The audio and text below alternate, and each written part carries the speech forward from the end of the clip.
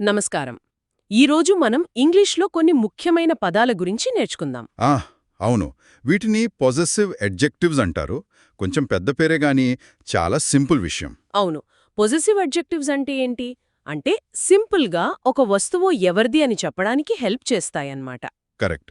అంటే నా, నీ, అతని, ఆమె, దాని, మన, వారి అని తెలుగులో అంటాం కదా. ఆ అవే ఇంగ్లీష్లో ఎలా చెప్పాలో చూద్దాం. సరే, ఇవి ఏం చేస్తాయంటే ఒక నౌన్ అంటే ఒక పేరు, ఒక వస్తువు పేరు ముందొస్తాయి.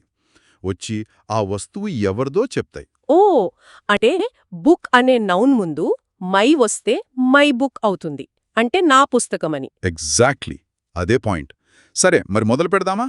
మొదటిది మై. మై అంటే నా లేదా నాకు సంబంధించినది. చాలా సింపుల్ కదా. అవునవును. మై బుక్ అంటే నా పుస్తకం. లేదంటే మై బ్యాగ్ అంటే నా బ్యాగ్. సరే, మరి యోర్ సంగతేంటి? యోర్ అంటే నీ లేదా మీ, అంటే నువ్వు లేదా మీరు, ఎవరికైనా వాడచ్చు. ఓ, అంటే ఒక్కళ్ళకైనా ఎక్కువ మందికైనా యోర్ అనే వాడతామా? అంతే. ఉదాహరణకు యోర్ కార్ అంటే నీ కారు అవ్వచ్చు లేదా మీ కారు అవ్వచ్చు. ఓకే ఓకే, ఇది కూడా సులువే. మై, యోర్ ఇవి ఈజీగా ఉంటాయి. ఇప్పుడు కొంచెం కన్ఫ్యూజన్ వచ్చే చోటికి వద్దాం.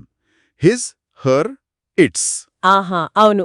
హిజ్ అంటే హిజ్ అంటే అతని, అంటే ఒక అబ్బాయికి ఒక మగవారికి సంబంధించిందని చెప్పడానికి. ఉదాహరణకి హిజ్ హ్యాట్ అంటే అతని టోపీ, లేదంటే హిజ్ బాల్ అంటే అతని బంతి. ఓకే, హిజ్ అంటే అబ్బాయిలకు. మరి హర్?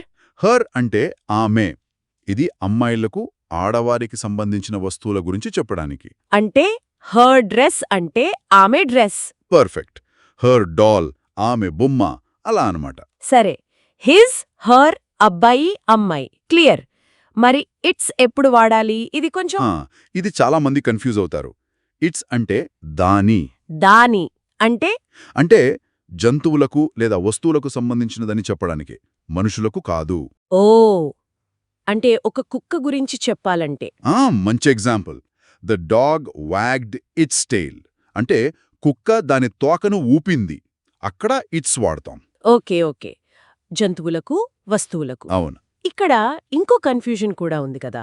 ఇట్స్ ఇట్స్ అది చాలా ఇంపార్టెంట్ పాయింట్. ఇట్స్ అంటే దాని. ఇందులో పైన కామా అపాస్ట్రఫీ ఉండదు. ఐటిఎస్ అంతే. మరి కామా ఉంటే ఐటి_ఎస్. అది వేరే. ఇట్స్ అంటే ఇట్ ఈజ్ లేదా ఇట్ హ్యాజ్ అని అర్థం.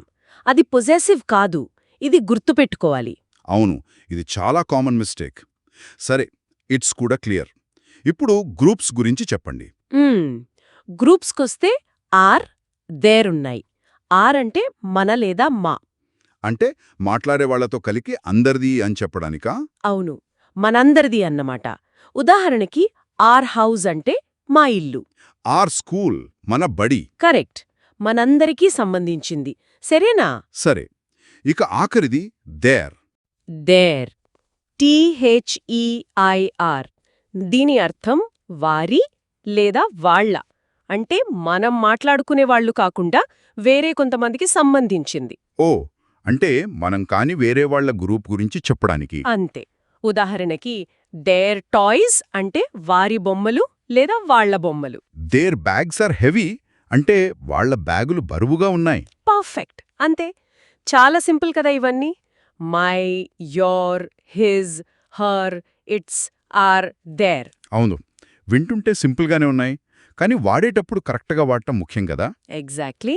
ఈ చిన్న పదాలు సరిగ్గా వాడితేనే మనం చెప్పేది క్లియర్గా అర్థమవుతుంది. లేదంటే ఎవరి వస్తువు గురించి మాట్లాడుతున్నామో కన్ఫ్యూజన్ వస్తుంది. నిజమే. ముఖ్యంగా రాసేటప్పుడు స్పెల్లింగ్స్ కూడా చూసుకోవాలి. His, her, its, our, their. అవును, స్పెల్లింగ్స్ కూడా ఇంపార్టెంటే. చూశారు కదా, పొసెసివ్ అడ్జెక్టివ్స్ ఒక వస్తువు ఎవరిదో స్పష్టంగా తెలియజేయడానికి ఎంత బాగా ఉపయోగపడతాయో. వీటిని ఇంగ్లీష్ మాట్లాడేటప్పుడు, రాసేటప్పుడు సరిగ్గా ఉపయోగించడం నేర్చుకుంటే చాలా మంచిది. చివరిగా ఒక చిన్న టిప్. మన చుట్టూ ఉండే వస్తువులను చూడండి. మంచి ఆలోచన. అవి ఎవరో ఆలోచించి వాటిని ఇంగ్లీష్లో my, your, his, her, its, our లేదా దేర్ ఉపయోగించి చెప్పడానికి ట్రై చేయండి. అవును, my table, your chair, his pencil, her book, its colour, our room, their bags ఇలా ప్రాక్టీస్ చేస్తే బాగా గుర్తుంటాయి. తప్పకుండా.